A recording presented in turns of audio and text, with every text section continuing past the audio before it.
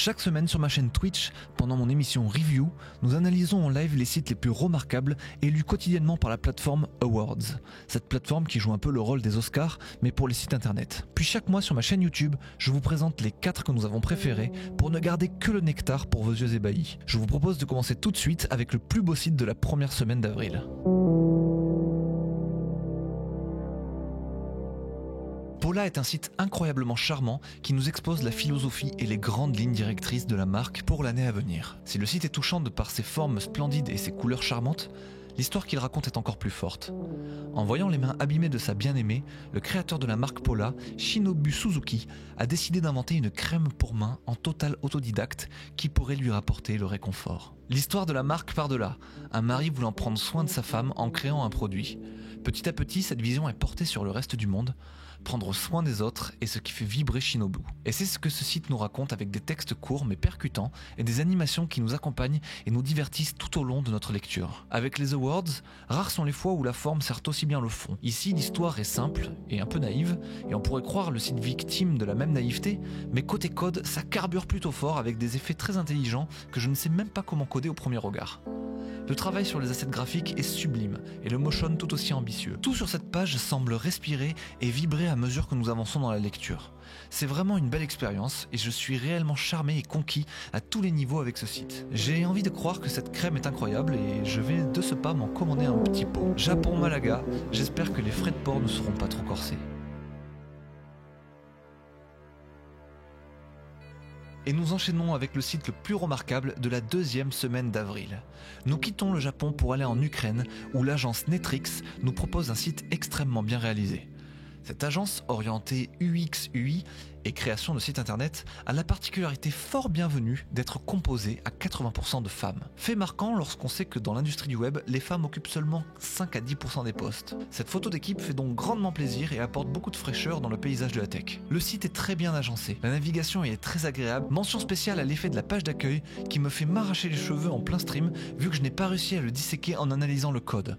Mon ordinateur ramait beaucoup trop à cause du stream. Cet effet de page qui se tourne est très bien réalisé et avec cet effet de stickers transparent, l'impression de réalisme n'en est que plus forte. Très bien joué. C'est une modernisation d'un effet qui existait il y a bien longtemps sous forme d'une libjs à télécharger, mais qui n'était plus du tout utilisé car devenu un peu ringard et lourd. Ici, il semble avoir été recodé avec nos technos modernes et avec cet effet de stickers, il retrouve toute sa superbe et son sens. Une fois tournée, cette page révèle tous les projets de l'agence dans un scroll horizontal assez bien pensé et animé. Les over effects des cards sont assez simples mais efficaces. Le propos est une fois de plus bien servi par la simplicité de l'effet et la transition de la page vers les case studies est encore une fois simple mais efficace. Du très bon boulot d'animation est disséminé partout au travers de ce site que j'apprécie beaucoup. Netrix tu regorge de plein de petites surprises agréables, je suis conquis. Tout comme je suis conquis actuellement par la vision que m'offre Malaga, car dernièrement il pleuvait de ouf tout le temps et là les nuages se sont dissipés après un orage de fou et le beau temps est de retour avec un coucher de soleil sur la colline d'en face, c'est magnifique. Le site le plus marquant de la troisième semaine d'avril est un site qui nous propose de casser la tirelire. C'est donc au tour du site d'un artiste des beaux-arts de nous révéler sa plastique. Le site de Matthew Fisher.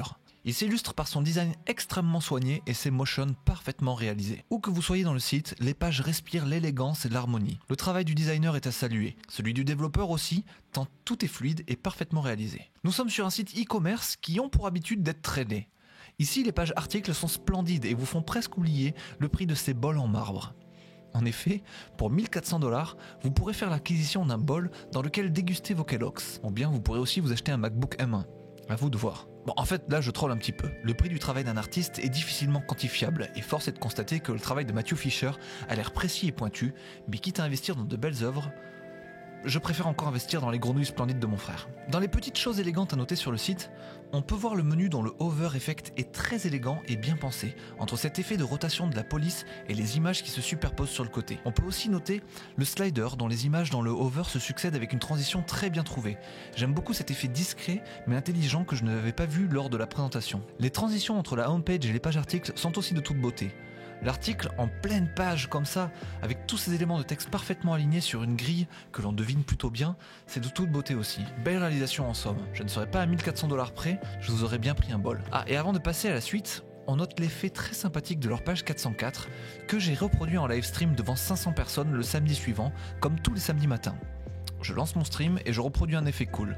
Abonnez-vous à la chaîne Twitch si vous voulez pas manquer le prochain. Et abonnez-vous aussi à ma chaîne YouTube si vous voulez pas manquer le prochain best-of.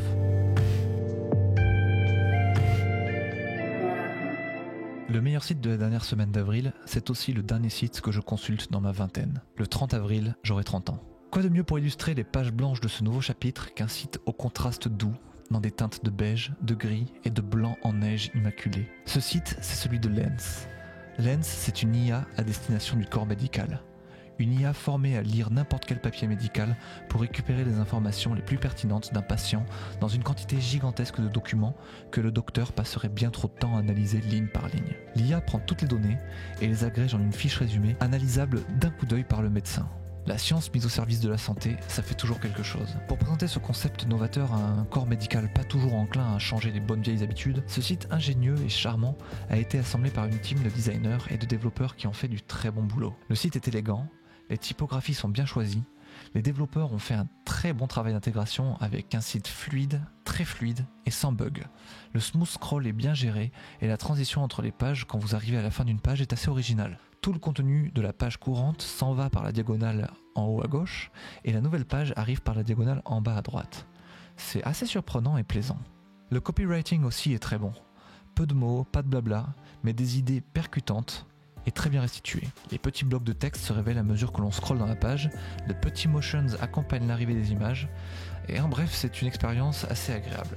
De plus, les exemples créés par les designers et mis en scène par les développeurs pour aider à comprendre à quel point cette IA est intéressante pour les médecins, ce sont des idées géniales, je trouve. Par exemple, quand vous êtes sur ce bloc de texte, là, vous voyez que votre souris représente un peu votre œil et vous voyez que seuls les quelques mots qui sont sur votre souris sont visibles et vous passez de temps en temps sur un mot problématique pour votre patient, mais vous devez comme ça parcourir tout le document pour trouver tous les mots problématiques du patient. Et en fait, une fois que vous lancez l'IA sur ce petit bout de texte, paf, l'IA, elle voit tout d'un coup, elle photographie, elle check, elle sait instantanément ce qui déconne chez votre patient. Et je trouve cet exemple super pertinent et c'est une belle petite réalisation, un bon petit travail d'équipe entre les designers et les développeurs. J'apprécie beaucoup. Pour couronner le tout, le menu est pour une fois très original. Ça change du menu qu'on a l'habitude de voir sur quasiment tous les sites créatifs dernièrement. C'est peut-être pas la meilleure UX du monde pour un menu car les titres sont cachés et n'apparaissent qu'au survol des images, mais en tout cas c'est plaisant à voir et à utiliser. Lens, un autre de ces sites rares comme Paula, où la forme est mise au service d'un superbe fond. Cette IA a l'air très intéressante. Est-ce que les docteurs l'adopteront ? Seul l'avenir nous le dira. Cet avenir dans lequel j'aurai 30 ans. Bref, si vous avez aimé ce nouveau format de best-of des reviews et que vous voulez me faire plaisir pour mon anniversaire, n'hésitez pas à me le dire dans les commentaires et mettre un pouce bleu, histoire que je sente un peu votre engouement pour cette nouvelle émission mensuelle. A très bientôt, portez-vous bien.